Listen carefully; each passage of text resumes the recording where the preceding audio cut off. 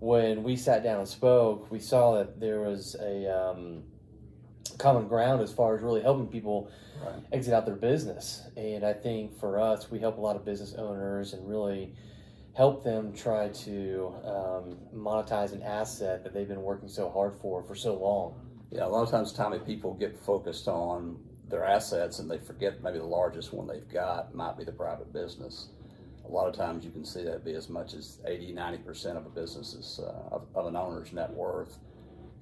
They focus on maybe a small piece, but they don't even know what the value of their business is, which is their largest asset sometimes. I know you guys help with that a lot, but that's really what SEPA is about, is getting all the assets under management, working with both the personal side as well as the business side. So that's pretty cool. We work together. Those private business guys are lonely people. They don't have somebody to talk to about their personal stuff other than their personal financial planner, but the business side of it in particular.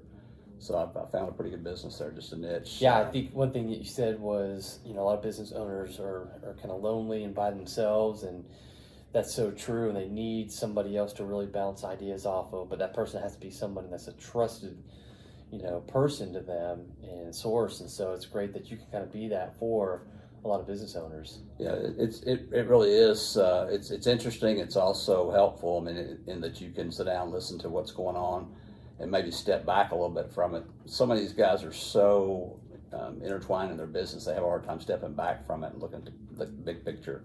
Sometimes somebody coming in outside 10,000 feet view of things is sometimes really helpful for the long term to plan something out. So it's hard for business owners to kind of want to ask for help too. So what is some of the common mistakes that you see with business owners trying to transition out of the business from your side?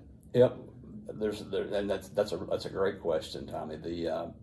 A lot of times they don't think about exiting until it's past time to exit, or certainly a need for an exit. Really, the whole process is a process, not a transaction, not an event. If you look at it from a long-term standpoint, it's really a 3 to 5 year process of value enhancement to be sure you maximize the value, and so everything's ready, and not just a last minute fire sale. You really want to work towards that and kind of get the business ready before you really need to sell it or past time to sell it. And there's a lot involved in that, and it really is getting everything aligned. I mean, the alignment with the personal financial planning side, the business side, and then also what are you going to do after your business life? And a lot of times that piece gets left out, and people regret the sale. And the percentages are really high. People that regret selling their business a year afterwards because they haven't properly planned that. Well, I love hearing from our side, hearing the other side as far as what to do next. That's always kind of the joy of what we do, is really figuring out, hey, what does the business owner want to do now? Because it was their baby, they put their blood, sweat, and tears into that for so long. Now, what's the goal after that? And a lot of times, like you had mentioned, Steve, they don't know. Well, that's all the more reason and importance of planning it, because it is your baby. You want to see it continue to go on, the company to go on. You want the employees. I mean, a lot of times, if you don't plan the process, the exit can be really uncomfortable for a lot of people. The employees, your family. If you think through it and plan through it, your legacy can continue on even though you're not part of it anymore. You are part of it just because you started it, you got it to a point. But you want to see it succeed. I mean, you don't want to just see it stop or end, and proper planning can really help that happen. So often businesses end suddenly or unexpectedly or without a plan. No, that's the difficult side of it. And transferability is the key to value. I mean, most people focus on income, revenue growth, building a company, really focused on the earnings side of it. That's just one piece of it. The right focus and the long-term focus is to focus on the whole enterprise value.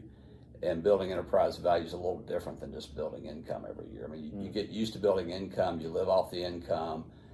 If you haven't built value or enterprise value, which really focuses on the human capital of your employees, being sure you've got the right people in the right places.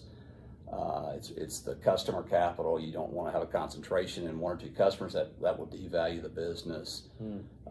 It's the structural process. Have you got processes in place that somebody else can carry out? Have you got good systems in place? And it's really the whole social, the value of your social culture, your social capital. Have you got a good presence within the market? Have you done the things to move the company along technology-wise that people see it as a value? And those things are really important because a lot of times the actual intangibles is what we just talked about, those 4 or 5 items there. Those intangibles are generally 80% of the value of a business when you transfer it. And if you focus just on the tangible values, you really devalue the company. So yeah. Well, I like the whole idea of this transferability that you just talked about, because a lot of that is, when a buyer goes in to think about they're buying a business, they want to know, hey, if I buy this and the owner or owners step away, is this thing just going to completely fall apart? Yeah, and that's why a lot of businesses, 80% of businesses that are listed for sale don't generally transfer for that very reason. The owner's buying a cash stream, but they're also buying an ongoing business. And if the business can't continue on without the key person, the founder or the owner, it doesn't have a lot of value to somebody else. And you buy cash. I mean, really the whole valuation process is the value of the business is the cash that it's generating that will continue times a multiple or a factor, and that factor is kind of determining where you are and kind of best of class within your industry. I mean, the multiple might be a range of 3 to 7 in terms of the value times your cash flow. If you're kind of average or in the middle of that, if you're best in class, you're at the top of that multiple. And a lot of people don't focus on that; they just focus on the cash side of it. Yeah, I mean, there's multiple facets that you really have to focus on before presenting it to a buyer, potential buyer, I should say. And that's where the whole My CFO piece really works well with the C books. I mean, getting your kind of financial house in order, good financials. I mean, if you don't have good financials, and we've run into that as the seller side due diligence I mentioned a while ago, we'll get brought into a deal that's already in process, and the buyer's getting cold feet, the owner's struggling to get the transaction done because they didn't have their financial house or they didn't have their financials in order beforehand, and the due diligence process just exposed that. And it's that a lot of times is what happens if you've got an in-house bookkeeper, office manager doing your accounting, which is fine. The day-to-day transaction work, you need somebody doing that's there doing that.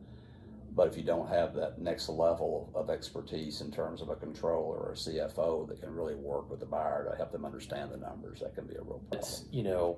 When you talk about exit planning, what is the time frame you're actually talking about from the time you actually intentionally think about it, start doing something, from the time of the sale? What does that normally look like in your experience? Yeah, I mean, usually the quicker that is, the less prepared somebody will. I mean, if you go into it and think I'm gonna get this thing done in the next 30 to 60 days, that can be a real challenge, and will devalue the business. 3 to 5 years would be ideal to really get a business ready to sell and transfer at maximum value. That way, all the people are in place and they're ready, everybody's ready, and to kind of step yourself back out of that.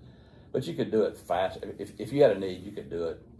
I wouldn't want to do it in less than a year in terms of just trying to be. But if a business was in good shape, had all those things in place already, the people, the systems, everything were in pretty good working order there, you could do it in a year or so. But that'd be fast tracking. Again, it's something you got to look at. Just kind of first step of that's usually kind of what's the value of the business today and looking at where that is. And if you've got value there, then you could accelerate. One of the easiest ways to see if your business is ready to transfer is take a month off. Yeah.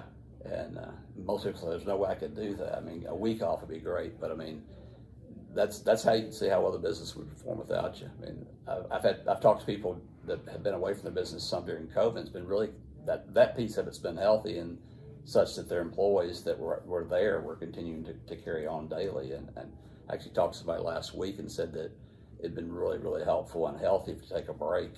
He was still working remotely, but he wasn't there, and this operation couldn't shut down. It was one that people need to be on site to continue to do it, but he worked remotely for a big portion of COVID, and it basically helped inform him that the business could run without him. So that was interesting. Well, tell me this. We talked about the transferability. We talked a little bit about the challenges. In your experience, what makes the exit planning successful? Not from a technical standpoint, from an owner standpoint. If you were to say, Tommy, this would be the ideal client for somebody who truly wanted to exit and do the right thing, what would that look like?